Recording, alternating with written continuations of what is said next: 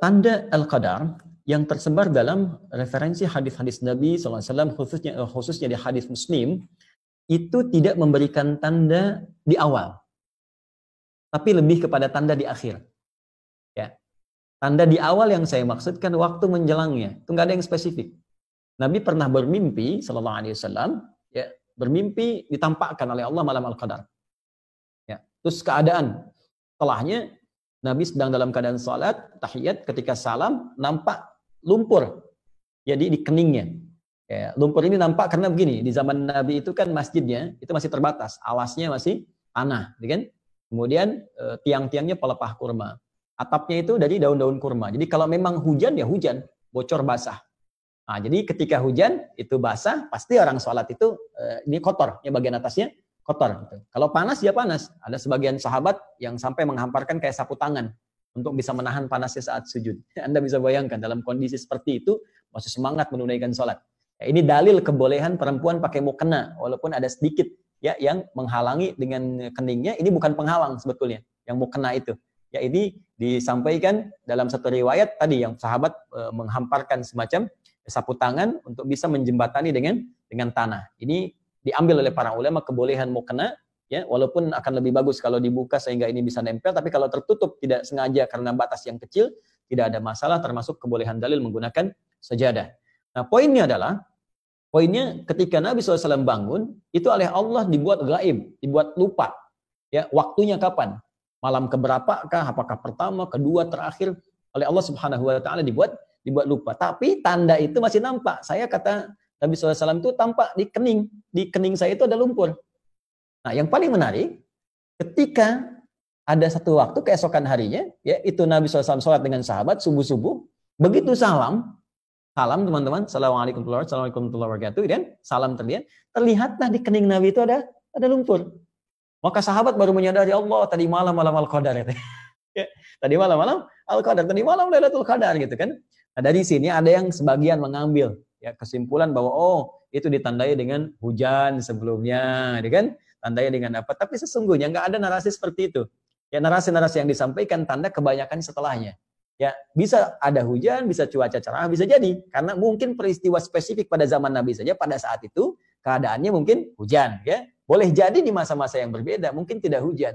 Ya, mungkin keadaannya nyaman, tenang. Nah, hanya ada digambarkan bahwa malam Paskah itu oleh Al-Qur'an disebutkan kalimatnya salam. Salam, tenang, damai. Nah, ini, jadi ada feel ya yang diberikan ke dalam perasaan kita. Jadi kata Allah tuh, feeling kita di hati tuh malam ini kok beda ya. Salamun. Lihat di surah Al-Qadar di ujung ayatnya.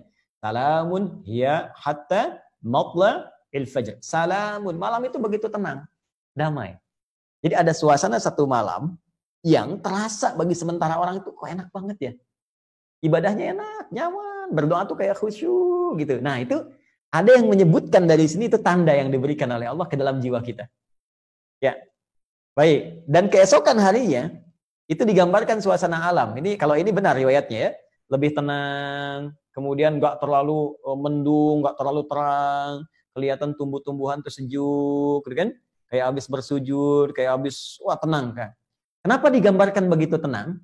Karena di Al-Qur'an disebutkan riwayat ya dalam firman Allah Subhanahu wa taala bahwa malaikat turun semua. Tanazzalul malaikatu warruhu fiha. Allahu akbar. Ya, ruh itu kan malaikat Jibril. Malaikat Jibril itu tugasnya selesai ketika Nabi wafat untuk memberikan wahyu. Tapi hanya satu kali dalam setahun turun. Ya, dalam malam Al-Qadar. Tugasnya selesai, hanya setahun sekali turun di malam Al-Qadar. Tanazzalul malaikatu warruhu fiha. Di malaikat saking dahsyatnya malam Al-Qadar, semua malaikat turun. Termasuk Jibril. Ya, malaikat itu jamak dari kata malakun. Kalau malakun satu. Ya, mahadza basyara. Ya, in hadza illa malakun karim. Kata orang-orang sosialita yang kumpul di masa Nabi Yusuf, yang ini sih bukan manusia, ini malaikat yang nyamar jadi manusia. Satu orang malakun. Kalau banyak itu malaikat. Jadi saking padatnya bumi, itu malaikat turun. Saya punya bejana nih, ini kan kalau ini pot ya. Kalau ini saya kosongkan, teman-teman. Saya isi 1-2 kelereng. Saya goyang-goyang gini bunyi kan? Kan? Tapi kalau saya isi penuh kelerengnya. Semua sini. Saya goyang-goyang ini diam kan? Nggak ada suara. Nah, ini yang diisyaratkan oleh para ulama, saking turunnya banyak malaikat, padat keadaan bumi, sampai-sampai keadaan alam tuh begitu tenang. Berisik nggak ada, angin berisik tuh nggak ada, ya ribut-ribut nggak ada. Teduh, kenapa? Banyak malaikat yang turun. Nah, maka ada yang mengartikan, kalau Anda di malam Ramadan terasa ada ketenangan tersendiri, dan alam keadaan tenang, kayaknya sejuk, maka cepat bergegas untuk ibadah malamnya. Boleh jadi itu malam Al-Qadar.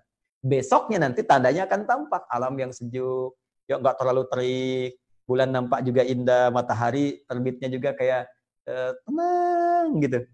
Nah, itu feel-nya bisa berbeda satu dengan yang lainnya. Tapi kalau ingin dapat secara singkat, gampang. Setiap malam Ramadan, ya ibadah aja. Nanti salah satunya akan terasa kenikmatannya.